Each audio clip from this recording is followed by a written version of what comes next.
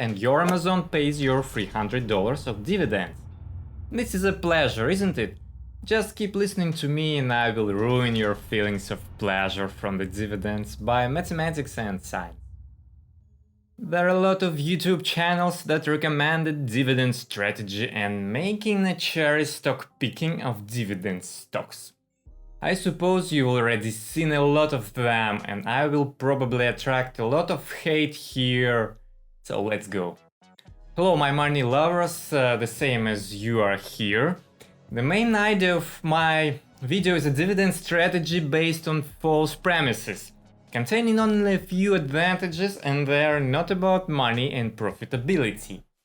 I don't mean that stocks have too small dividends or small growth or something like this.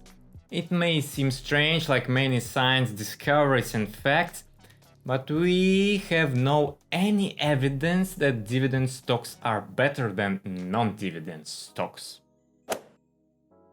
In the time when the Soviet Union first sent an astronaut in space, Modigliani and Miller thought about the profits and money. Good choice also. Later I will show this based on the examples of two similar companies paying and not paying dividends. They presented a dividend irrelevance theory that was saying, simplifying, dividend policy chosen by a firm has no significant relationship in as far as the market valuation on the firm is concerned. They went further to explain that the shareholders' wealth remains unchanged irrespective of how the firm distributes its income, because the firm's value is rather determined by their investment policies and the earning power of its assets. They further stated that the opportunity to earn abnormal returns in the market does not exist.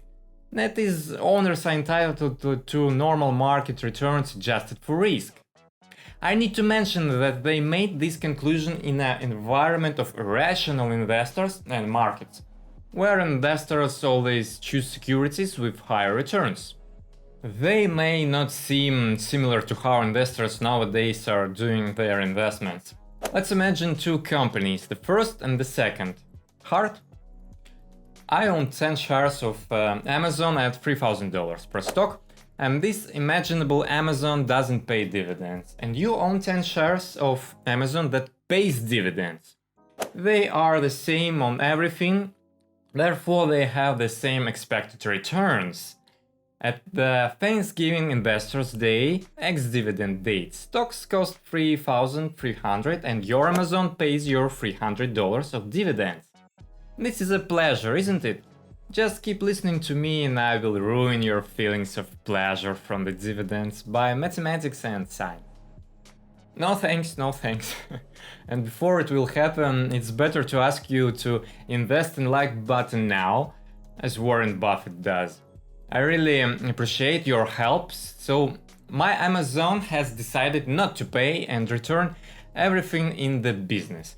After dividend payment, your stock drops down in price on the dividend sum, for sure, because the market considers everything and the joint stock capital of your Amazon loses this amount of money.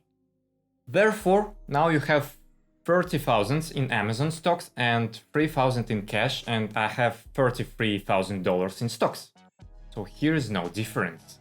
Do you see now? But you should pay taxes on your dividends and I don't need to pay these taxes. In this way you'll get even less depending on your tax rate. When I want to get my passive income, I can sell the exact amount of stocks that I need. For sure, big numbers like Amazon stock prices are not so convenient to sell, but if you take 100, 300 stocks, dollar stocks, it will be more clear. I can sell my stocks if I want, but you as a dividend investor don't have this kind of choice. Despite whether you want to sell or not, the company forces you to sell and pay taxes. And here you may mention a crisis when the stocks are going down. Consta, you have to sell stocks cheap and I will get a dividend without selling my stocks. But there is no difference between selling stocks and getting dividends. Collecting dividends is the same as selling stocks. It took me some time to get this kind of truth. But mathematics is ruthless. She doesn't care about our psychological comfort. But we care. Therefore, collecting dividends, especially in crisis, will be a joyful trick, but mathematically it remains the same, even if you are reinvesting dividends in the same stocks. Because in my example, I always stay fully invested in my stocks, and the capital works inside of my company. And this brilliant management of a company who you have already relied on will use this capital must be much more effective than we unprofessionals are able to. We may easily spend it or buy some useful AliExpress tool for peeling a pineapple that we eat once in a year. Here I know some people will say that they don't feel that dividend gap and stocks always closing that gap. It may seem like this, but if it were to work every time, you just would be able to buy stocks for one day before dividends and sell it in the next day, collecting free money. But it never works indeed because of market effectiveness, who is considering everything in prices. Sometimes it looks like gaps are closing fast, but it's just because of big stocks volatility. Stocks move at 2, 3, 5, even 10% every day, therefore you can notice this after dividend payments. Some viewers might be already running from dividend stocks to a non-dividend because of my gift of persuasion. Because you don't want to pay extra taxes, but wait, what approach is the best here? Yes, correct. The smartest in this room will buy both of stocks in order to reach bigger diversification. He or she will have both the companies and sectors, so he's more defended from risk. Because if you will expose your portfolio to non-dividend stocks only, based on this research, it will be a mistake also. Because you will cut like half of good dividend companies, increasing your risk. Were you scared of Google, Amazon and Facebook stocks because of a lack of dividends there? What may I say here? You were right, but for wrong reason. Individual investors should not pick a single stock in order to be successful, but not because of absent dividends in these companies. Investing in the biggest companies historically was losing to an index, and as my prediction here, these companies will grow into a total obsolete monster one day like AT&T now, and we'll have a constant flow or good profits that will distribute for investors as a dividends. Because finally, this is a purpose for all companies to pay dividends. After explosive growth times and capture a market share for sure. While they are doing this conquering market wars, they add capital growth for shareholders. For sure, taking off your money from the stocks by selling after a big crash is not good at all, but this topic must be left for another video. Do you need it? Do you want it?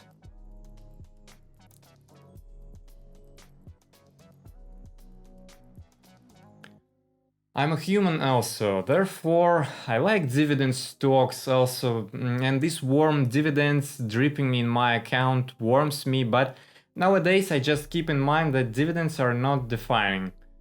Many YouTube channels preach a high dividend investing, and when I see it, I'm just horrified.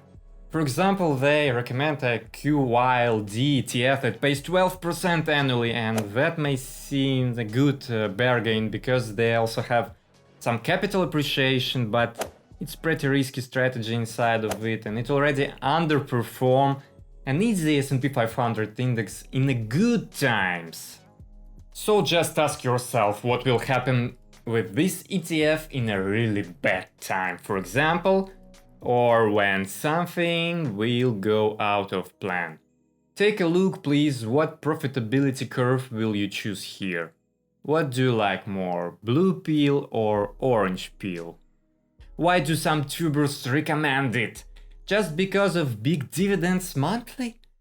It's a pleasure, the same as feeling warm in your pants in a cold winter and then suddenly recognizing what it was.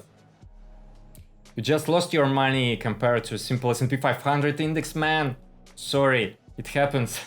I suppose you understand now what living off the dividends is the same as living off gradually selling your stocks. Therefore, at the first step, investors should take a look at buying good companies and businesses and ETFs with wide diversification. I'm glad to see how some tubers are coming to the same point after some period, like Tyler Mark Murray, for example. He hasn't paid me anything for this mention for sure. I suppose I should pay him to mention him. I just like how he finally compared the profitability of assets in March 2021. 8% versus 10%. And remember, Warren Buffett doesn't pay dividends and Berkshire Hathaway stocks. He thinks he will manage them better than investors will manage it. Do you believe Warren Buffett or not? Thank you for watching this video, hope you have already subscribed and please do it! Now, if you can extract wisdom, fun and value from this content. Thank you for watching, have a nice day, investor. Dividends is a myth. Chimera.